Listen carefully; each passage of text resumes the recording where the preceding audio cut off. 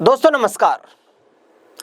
उत्तर प्रदेश में अभी सियासी मैदान सजने में वक्त है। पहलवान तैयारी कर रहे हैं जंग लड़ने के लिए, लेकिन जो सबसे ताकतवर नेता हैं, विपक्ष के ताकतवर नेता हैं, उन्होंने अपनी ताकत में इजाफा करने के लिए एक और नए सियासी हथियार को अपने तुणीर में जो है वो सेट कर लिया है।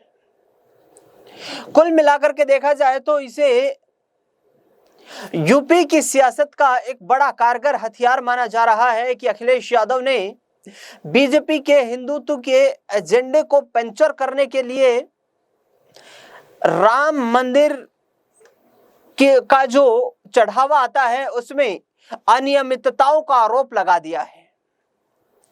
अयोध्या का भव्य राम मंदिर हम सबकी आस्था का केंद्र है, देश के करोड़ों हिंदुओं की आस्था का केंद्र है। सत्ता पक्ष में बैठे हो, विपक्ष में बैठे हो, तमाम लोग जो सनातन में विश्वास रखते हैं, भगवान राम को अपना आराध्य मानते हैं।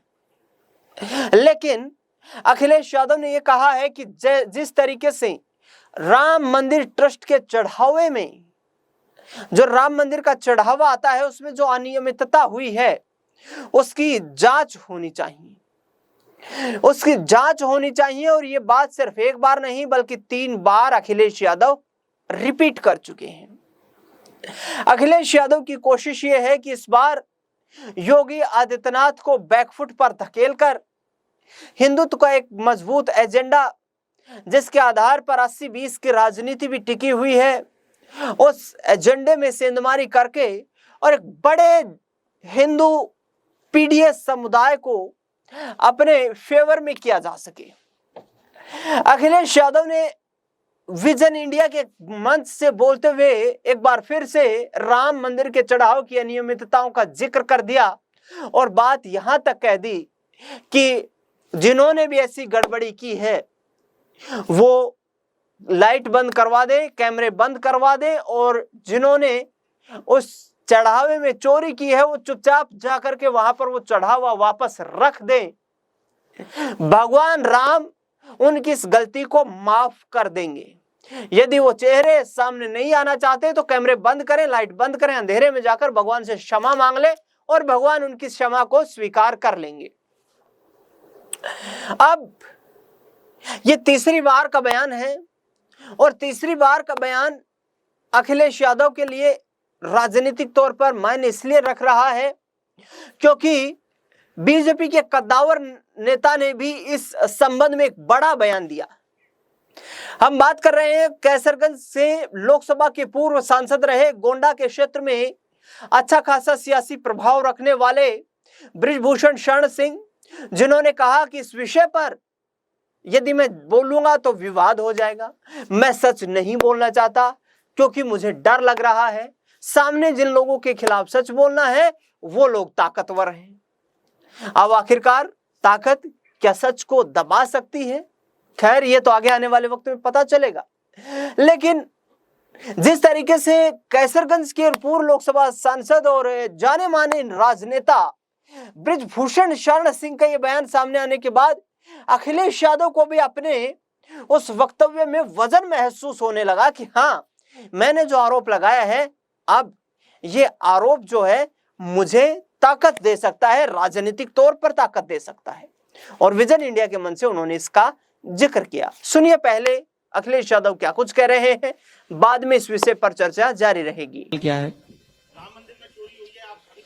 राम मंदिर में चोरी नहीं हुई है, चढ़ावा में चोरी हुई है। इतने बड़े अखबार हो, क्यों ऐसा नहीं करते हो पत्रकार भाई?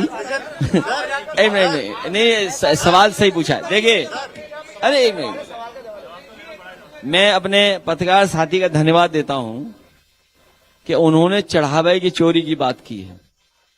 अब आप देखिए, चढ़ावे की चोरी के बाद कितना दुर्भाग्य है कि हमारे धर्म के और मंदिर के लोगों की जांच पता है कौन करेगा? अधिकारियों। बताओ, हमारे धर्म में को आगे बढ़ाने वालों की जांच अधिकारी करेंगे। इससे बड़ा दुर्भाग्य और क्या हो सकता है सनातन धर्म के लिए? कि बताइए, प्रभु श्री राम मर्यादा पुरुषोत्तम राम के चढ़ावे में अगर कोई बात हुई है तो कैमरा बंद कर करके आपस में बातचीत कर लें, और कैमरा बंद कर करके आंखें बंद कर करके जो चढ़ावा चोरी हुआ वो वापस रख दो, भगवान प्रभु श्री राम माफ कर देंगे। लेकिन बताओ, अधिकारी जांच करेंगे हमारे भगवान के पुजारियों की? ये सनातन धर्म का अपमान है, ये सनातन धर्म का अपमान है कि बताओ हमारे साधु संतों की इतनी पवित्र और प्रतिष्ठित जगह की जांच अधिकारी करेंगे?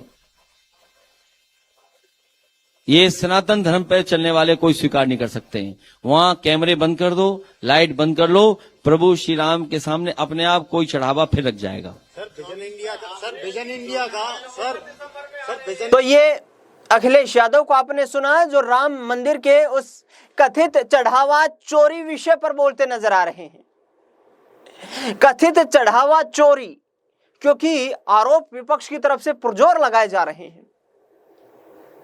दरअसल राम मंदिर के मुद्दे को लेकर अखिलेश यादव का यह भी कहना है कि 2024 जब बीजेपी राम मंदिर का जिक्र करती है तो मुझे 2024 याद आ जाता है। अब 2024 याद क्यों भी ना आए, क्योंकि समाजवादी पार्टी का प्रदर्शन बेहतरीन रहा था बीजेपी के मुकाबले। बीजेपी 2024 के लोकसभा चुनाव को जिस राम मंदिर के एक मजबूत एजेंडे के साथ जीतना चाहती थी, वो एजेंडा कारगर साबित नहीं हुआ और बीजेपी को यूपी में ही धोबी पछाड़ खानी पड़ी। यानी कि कुल मिलाकर के बीजेपी दूसरे नंबर की पार्टी बन गई। अखिलेश यादव की पार्टी, समाजवादी पार्टी सबसे बड़ी पार्टी बनी। 37 लोकसभा की सीटें उन्होंने जीत ली, जिसकी उम्मीद अखिलेश यादव को भी नहीं थी। अखिलेश यादव कह रहे थे कि हमारा बेहतरीन प्रदर्शन रहेगा, लेकिन शायद अखिलेश यादव को भी उम्मीद नहीं थी कि इतना जबरदस्त जो जन समर्थन उन्हें मिल जाएगा लोकसभा के चुनाव में, जहां प्रधानमंत्री नरेंद्र मोदी का एक प्रमुख कारगर चेहरा है बीजेपी के लिए, और वो चेहरा जो पिछले 10 सालों से बीजेपी के लिए मील का पत्थर साबित हुआ है। अब योगी आदित्यनाथ आखिरकार निशाने पर हैं अखिलेश यादव के। अब ये राम मंदिर का कथित चंदा जो चढ़ावा चोरी है, कथित चढ़ावा चोरी कितना कारगर साबित होगा अखिलेश यादव के लिए, ये तो आगे आने वाले वक्त में पता चल पाएगा।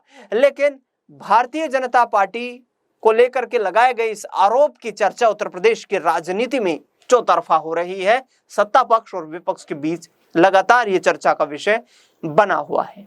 इस खास रिपोर्ट को लेकर के आपका क्या कुछ कहना है? क्या यदि ये मामला सही है, यानी कि यदि ये कथित चोरी चढ़ावे में हुई है, ये सही है, तो उन लोगों के नाम सार्वजनिक किए जाने चाहिए? क्या इसकी जांच हाई लेवल एजेंसी से करवाई जानी चाहिए? इस पर आपकी क्या राय, प्रतिक्रिया है, क्या मानना है? कमेंट बॉक्स में आप बताना बिल्कुल ना भूलें। देश दुनिया से जुड़ी बड़ी खबरों के लिए लगातार बने रहे हमारे साथ। धन्यवाद।